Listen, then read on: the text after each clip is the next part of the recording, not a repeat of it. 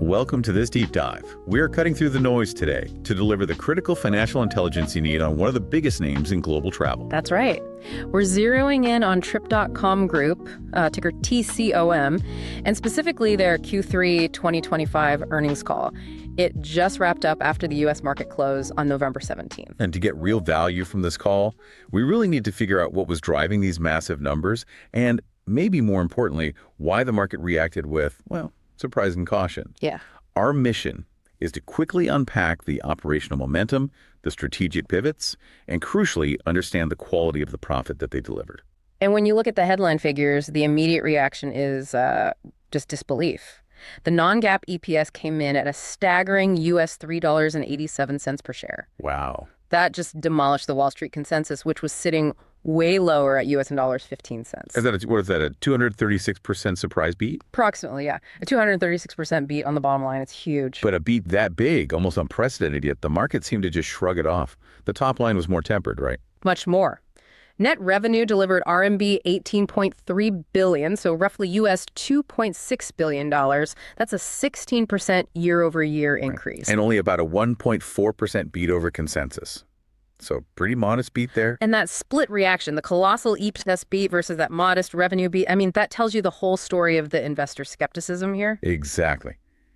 The US ADR, their American depository receipt, it only moved up about 2.2% in the next session. Right. Which was way less than the implied options move. Traders were expecting a swing around 6.3%. But the Hong Kong shares, 99961 HK, they were much more enthusiastic. They rose nearly 4%. So why the caution in the US? It comes down almost entirely to, well, financial engineering or I guess strategic portfolio management, depending on how you want to frame it. Right. The U.S. market was immediately cautious because that record net income figure, RMB 19.9 billion, was not purely operational. It was significantly amplified by a non-recurring gain. A one-time thing. Can you break that down for us? How much did that boost really affect the results? Oh, it was a huge factor. During the quarter, the company partially disposed of an equity investment. That was the MakeMyTrip stake, right? That's the one. They reduced their stake in the Indian OTA, MakeMyTrip. This generated a massive non-cash, non-recurring gain that just flows straight to the income statement. And that's what inflated the net income and the EPS. Dramatically. So if you strip that out, the operational profit, which was still strong, don't get me wrong, it looks much more in line with that underlying 16% revenue growth. So it's a classic case of the headline number just masking the true day-to-day profitability. Exactly. Okay, so investors looked right past that huge US $3.87 figure. They saw the one-time gain, and they focused on the real operational growth. Let's unpack that operational story now. Q3 is seasonally huge for them, so where did that 16% growth come from? It was pretty diversified, which is, a key sign of a healthy, recovering business model. Accommodation reservations were the biggest absolute driver. They hit RMB 8.0 billion. And that was an 18% jump year over year. Right, and crucially, a 29% increase sequentially, a quarter over quarter, which really highlights that peak seasonality effect. Transportation ticketing, that's another enormous volume driver for them. That performed solidly as well. It did. Transportation generated RMB 6.3 billion, so up 12% year over year. But if you want to talk about sequential acceleration, you really have to look at package tours. Yeah, that's often a higher margin segment for them. It is. Now, the year-over-year growth for package tours was only 3%, which looks a little sluggish on the surface. But that sequential move was eye-catching. It really was. The quarter-over-quarter growth was almost 49%, bringing in RMB 1.6 billion. So that points to a massive pent-up demand just releasing during the summer, and especially, I imagine, during the Golden Week holiday. Exactly. People weren't just booking single flights. They were booking these multi-day guided packaged experiences again. And, corporate travel also held up. It grew 15% year over year. So when we look at profitability, even the adjusted operational profit, the adjusted EBITDA, that reached RMB 6.3 billion, up from 5.7 billion a year ago. That's a good sign, but the real insight, I think, comes from their spending. This is where their aggressive strategy becomes crystal clear. TCOM is prioritizing market share capture over immediate margin expansion. How so?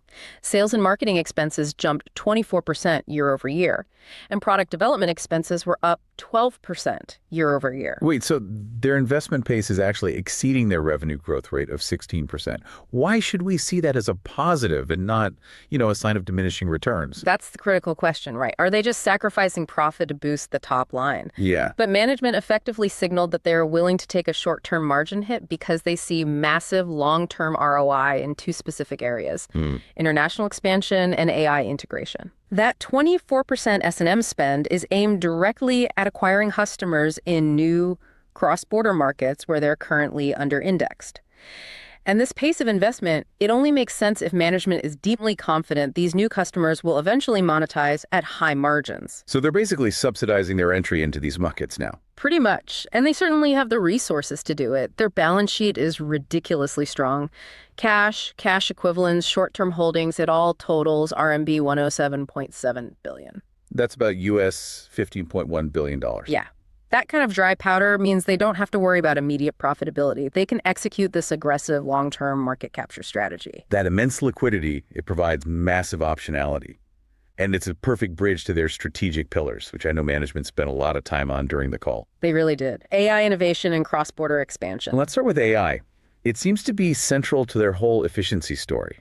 They specifically highlighted tools like Trip Planner and their AI travel assistant, TripGenie. And the numbers they gave were huge. They reported that usage and unique visits for these AI agents saw enormous growth, somewhere in the range of 180% to 200% year over year. That is a staggering adoption rate. It is, but the key is understanding what the AI is actually delivering beyond just a cool headline number. Right.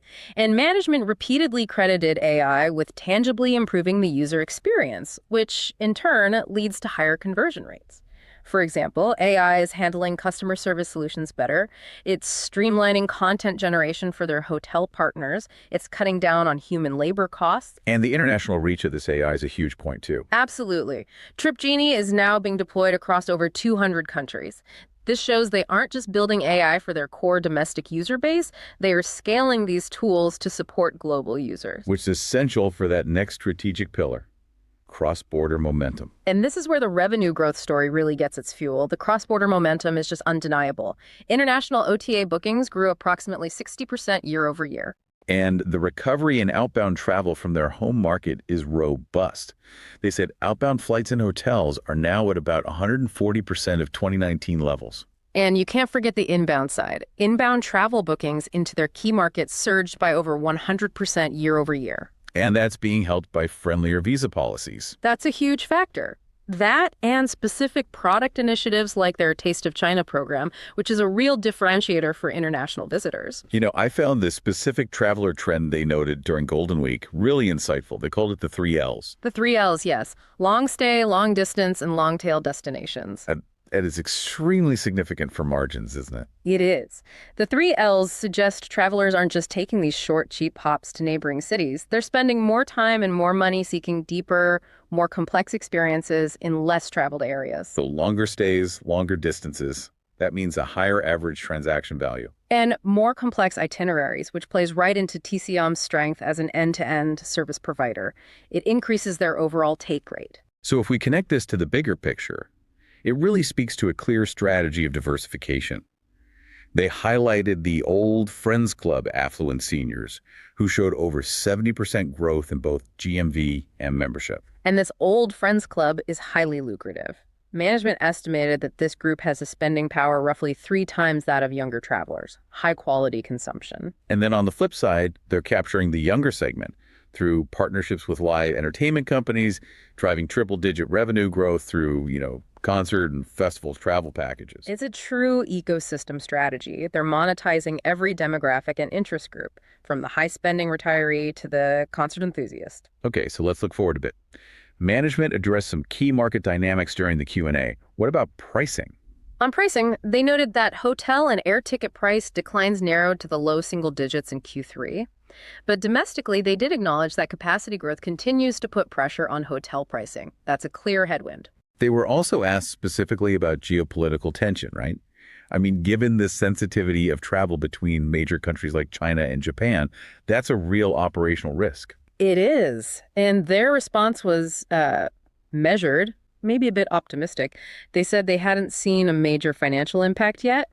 Their core thesis is that the consumer desire to travel is just resilient. So if one region becomes difficult, travelers just go somewhere else. That's the idea. They simply shift their spending to different, safe, welcoming destinations that have easy visa applications. That sounds a little too convenient, though. Yeah. I mean, doesn't shifting itineraries introduce huge complexity and potentially higher customer acquisition costs? It does. It requires agility, which, they're leveraging with that massive product development spend.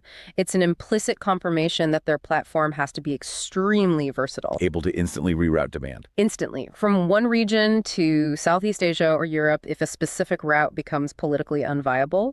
So their resilience claim really hinges on that global optionality. And on official guidance, they kept it pretty high level. Yeah, no specific numbers for Q4.